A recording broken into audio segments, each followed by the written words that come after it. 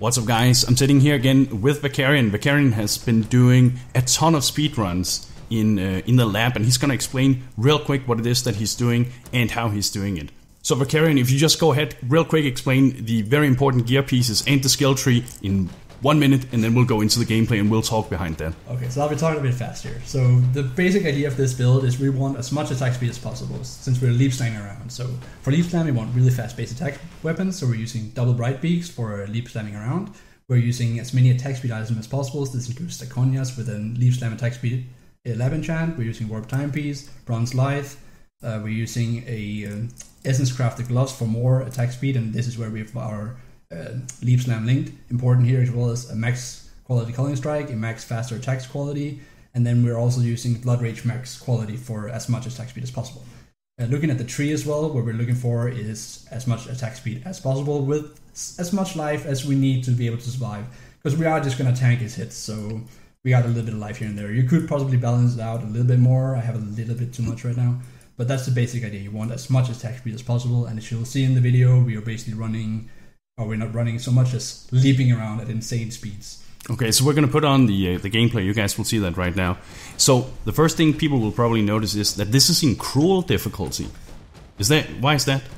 The thing about cruel difficulty is, so there are 4 different labs you can run. You can run normal, cruel, you can run merciless, and noble lab. Each of these labs has a ladder. And if you're on the top of the ladder at 1 a.m. CEST, in this case, then you get the jewel for that difficulty. So on normal, there's a strength-based jewel that gives you increased strength, I think it is, or that's merciless, I don't really know. The only one I've been interested in this league has been the Emperor's Wit, which is the one we get in cruel difficulty. Now there are some demands for this, of course. You can't just level a character to 100 and then go normal difficulty. So for normal difficulty, you have to be level 40 or below to be viable for that lab, and not have started the cruel difficulty yet. And the same for cruel, you can be level 60 below and not have started merciless yet. Merciless and Uber, there are no rules, you can just go crazy, which is also why we see some really, really fast speeds. So if you surpass level 60, you're no longer liable to do the Uber lab or cruel lab farming for the reward. How much is it the reward goes for right now? So right now, I think we're down to 4.5, 5x, I think. But when I sold mine a couple of weeks ago, there were 5.5 and 6x all the orbs. So that's pretty significant. Really good income. So, and you can get that every day. If you're fast enough, I guess, right? So if you win every day... Exactly, then you get them every day, right? So yeah, there's a guy who's been doing this very consistently, exactly, right? Like I've been chatting with him as well, and it's been kind of fun. He has a character called Need for Speed, which is the cool lab one he's got. He's playing a trickster. I don't know how he does it exactly, but yeah, we've been competing a bit, and I've won once, but yeah, I think if he really pushed his, he would probably be faster on average, but... As you'll also see in the video, we can do some pretty fast runs, and notably is that the layout we're doing today is horrid, really horrid for speedrunning.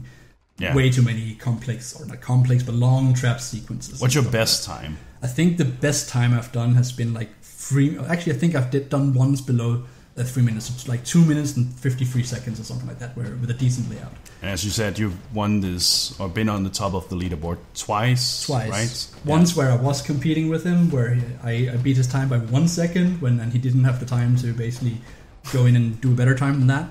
And then once where he was not there. So arguably, I think if I really pushed it and optimized, I could maybe get close to his times, but I also know he has space for optimization in his, so... So the reason people are doing this is so they can get that reward because it has a lot of currency value. Exactly. And for the fun of it, of course. Exactly. It's kind of fun. You have to practice a lot to get really good at it. Yeah, I was sitting here while he was recording a few runs, and he gets pretty frustrated when things don't go too well. It's like when you're just leaping into a wall or some like small corner, you're sitting there like, continue. But yeah. And just briefly again...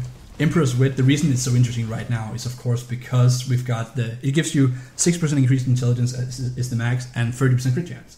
So right now with the Hands of Wisdom in action and a lot of Whispering Eyes builds, it's really interesting because we stack a lot of intellect on those builds. Mm-hmm. The second one that's really interesting is the Uber Lab version, because it is also really nice. It has some increased life, increased defenses, so it's just an overall nice. And I think it also gives like 5 to 6% to all attributes. Mm-hmm. So it's also a really, really solid ring, which I imagine sells for about the same, if not more. All right, so we're running out of time because this lab run, how fast was this? I think we had a 4:53 time, which we didn't beat. So this one run you're seeing, so it's probably around 4:55.5, I think. You'll be able to see in the video duration if we keep it at full duration. Is there anything you want to say? Tell them here near the end. I guess the only thing left is the free classes I consider viable for this is the Berserker, because we get a lot of base attack speed from the Berserker, up to 50% after we get hit. And we have the Raider, which can also get a lot of attack speed. It's a little bit less reliable, but it's possible. And then we have Need for Speed guy who's running a Trickster. Again, I have no idea how exactly he does it, but apparently that's really viable as well, right? So there's that.